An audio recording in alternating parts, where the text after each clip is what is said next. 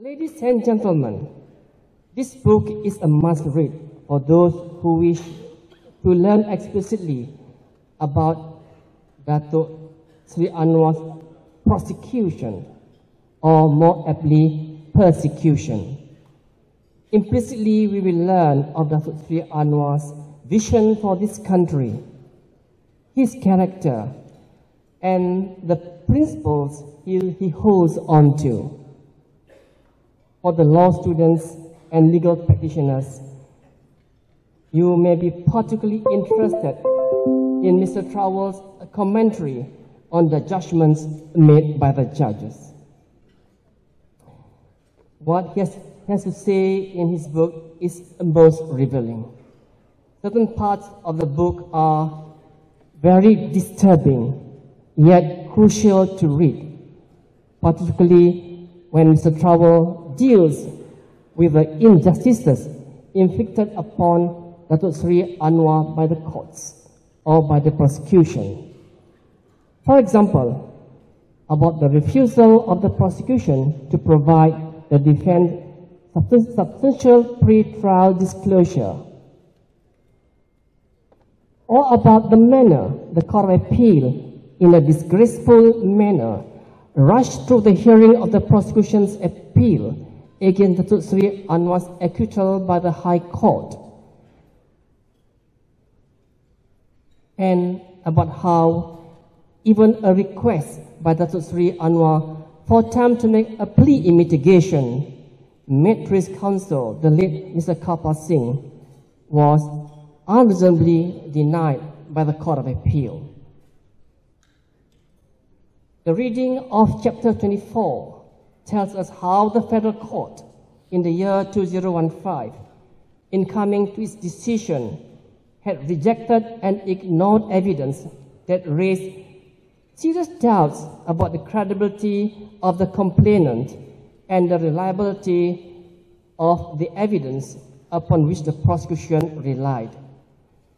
Even a first-year law student will know that it is elementary law that the standard of proof in a criminal case is beyond reasonable doubt.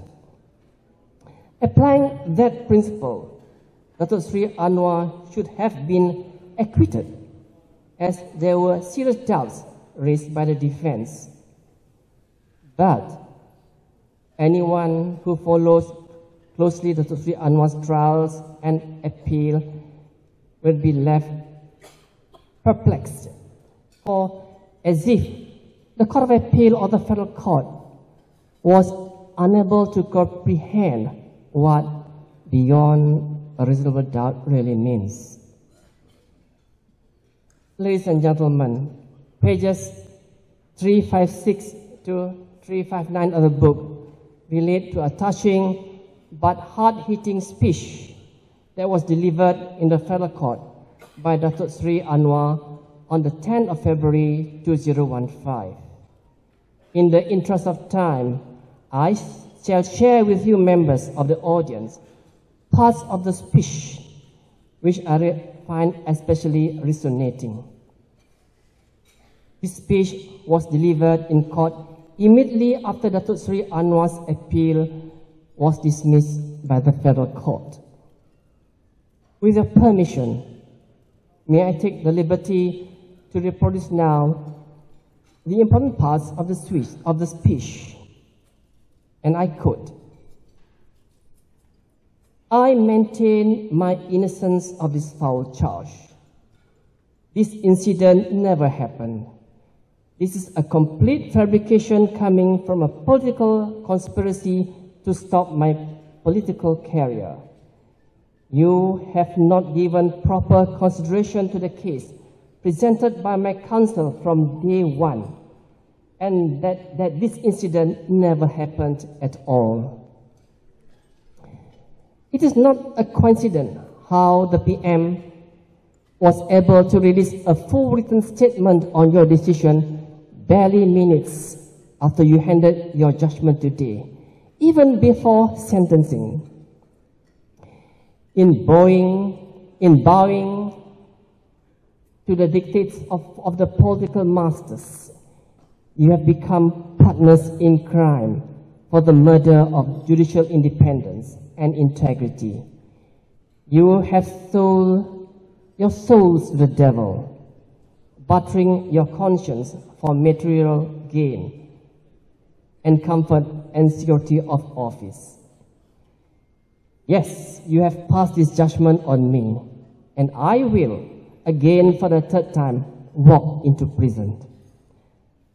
But rest assured, my head will be held high. The light shines on me. But the shame is on you, for you will be judged by history as the great cowards of humanity. Sitting on the high horse of judicial power, you have stooped so low to become the underlings of the political masters. Students of law and professors of jurisprudence will scrutinize your judgments, and as they dissect your reasoning and your decision, your credibility and integrity will be torn to tatters, and you will be exposed as a fraudsters who don the robe of judicial power only to pervert the cause of justice. Going to jail, I consider a sacrifice I make for the people of this country. I fought most of my life on behalf of the people of this country. For the people, I'm willing to go to jail or face any other consequence. My struggle will continue whenever I'm sent and whatever is done to me. And Allah is my witness. I pledge, and I will not be silenced. I will fight on for freedom and justice, and I will never surrender. Unquote.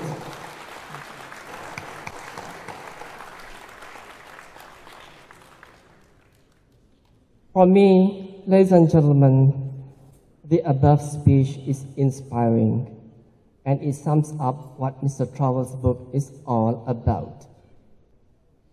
Having said the above, I must congratulate Mr. Trowell for his excellent book, one which I believe will attract a lot of readers who are interested in the trials of Dato Seri Anwar Ibrahim and who believes in the cause of justice.